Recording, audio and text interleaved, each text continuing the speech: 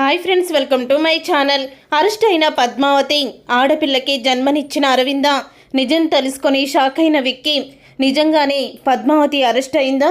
అసలు ఏం జరిగింది అనేది ఈ వీడియోలో తెలుసుకుందాం. కేసు వాపసు తీసుకోపోతే అరవింద్ని చంపేస్తానని పద్మావతిని బెదిరిస్తాడు మురళి. అయితే ఇక అరవింద్ అయితే కేసు వాపసు అస్సలు తీసుకోవద్దు పద్మావతి, వీడు నన్నేమీ చెయ్యలేడు అని అంటూ ఇక అరవింద్ అయితే చెప్తూ ఉంటుంది.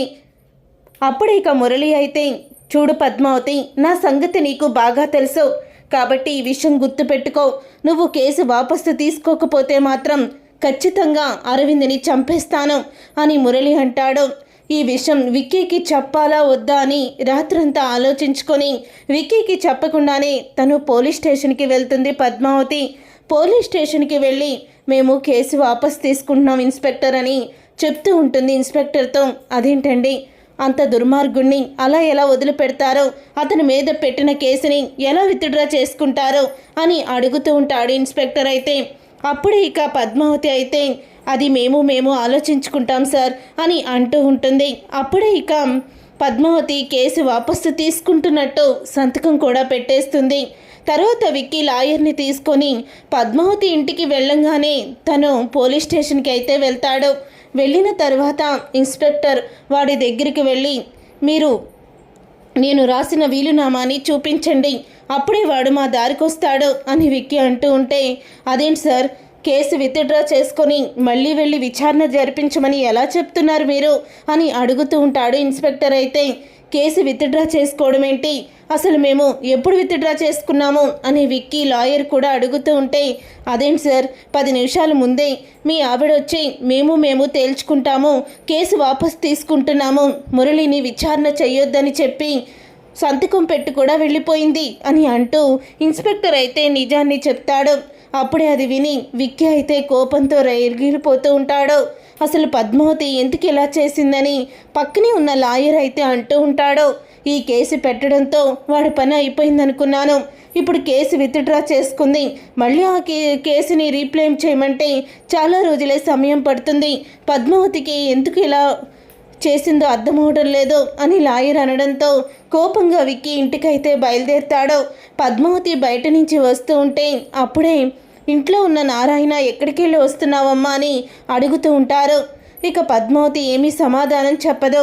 వెనకాలే విక్కీ వస్తాడు.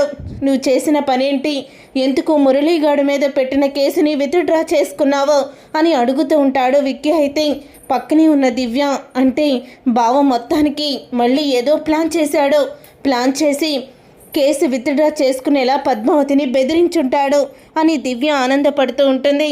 కానీ విక్కీ మాత్రం పద్మావతి దగ్గరికి వచ్చి, ఆ నీచుణ్ణి అరెస్ట్ చేయించడానికి నాకు మంచి ప్లాన్ దొరికింది, ఎంతో ఆనందపడ్డాను మా అక్కని ఇంటికి తీసుకురావచ్చని, కానీ నువ్వు మొత్తం చెడగొట్టావు, నువ్వే కదా పోలీస్ కేసు పెడితే వదినికి నిజం తెలుస్తుంది, ఆ నీచుడు గురించి తెలిసి నా దగ్గరికి వచ్చేస్తుంది అని చెప్పావు, మరియు ఇప్పుడు అందంతా ఏమైపోయింది, ఎందుకు ఇలా చేశావు అని అడుగుతూ ఉంటాడు విక్కీ. అయితే అది కాదు సారు, నా మాట వినండి అని అంటూ ఉంటుంది పద్మావతి. అయితే అప్పుడే పద్మావతి చంప పగలగొడతాడు విక్కీ. అయితే ఇక దాంతో, నువ్వు ఇంకా మురళినే సపోర్ట్ చేస్తున్నావా, అసలు నా కళ్ళ ముందు నుంచి నువ్వు వెళ్ళిపో అని అంటూ ఉంటాడు విక్కీ. అయితే అది కాదు విక్కీ అని మొత్తం పెద్దవాళ్ళు చెప్పబోతూ ఉంటే ఎవ్వరి మాట కూడా వినడు.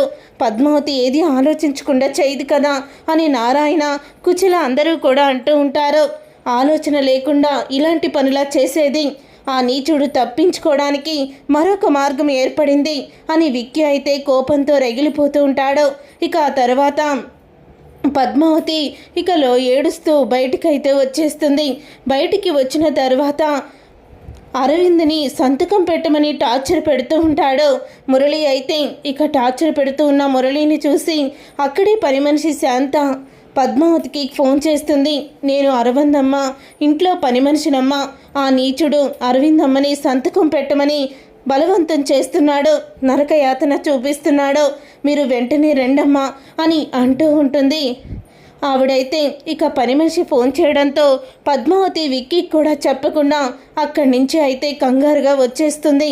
అలా వచ్చేసిన తర్వాత ఇక అరవింద్ని చంపబోతూ ఉంటాడు మురళి. అయితే నువ్వు గనక సంతకం పెట్టకపోతే నువ్వు నీ కడుపులో ఉన్న బిడ్డ కూడా చస్తారు అని అంటూ ఉంటాడు మురళి. అది విని అరవింద్ అయితే కనీసం కడుపులో నీ బిడ్డ కూడా ఉందని నువ్వు ఆలోచించడం లేదు. నువ్వు ఇంత కసాయివాడివా? నిన్నేనా ఇన్ని రోజులు దేవుణ్ణని నమ్మాను. చిచ్చి, నీలాంటి వాడిని చూస్తుంటేనే అసహ్యం వేస్తుంది. నీలాంటి వాడిని సమర్థించినందుకు, సపోర్ట్ చేసినందుకు నేను చనిపోవాల్సిందే. నీలాంటి నీచుడు కడుపులో పుట్టినందుకు నా బిడ్డ కూడా శిక్ష అనుభవించాల్సిందే అని అరవింద అంటూ ఉంటుంది. అప్పుడే ఇక మురళి అయితే ఇక అరవింద్ని కడుపులో కత్తితో పొడవబోతూ ఉండగా అప్పుడే పద్మావతి అక్కడికి వచ్చి పక్కనే ఉన్న ఫ్లవర్ వాజ్తో మురళి తల మీద కొడుతుంది. దాంతో మురళి అక్కడికక్కడే ఒక్కసారే కుప్పకూలిపోతాడు.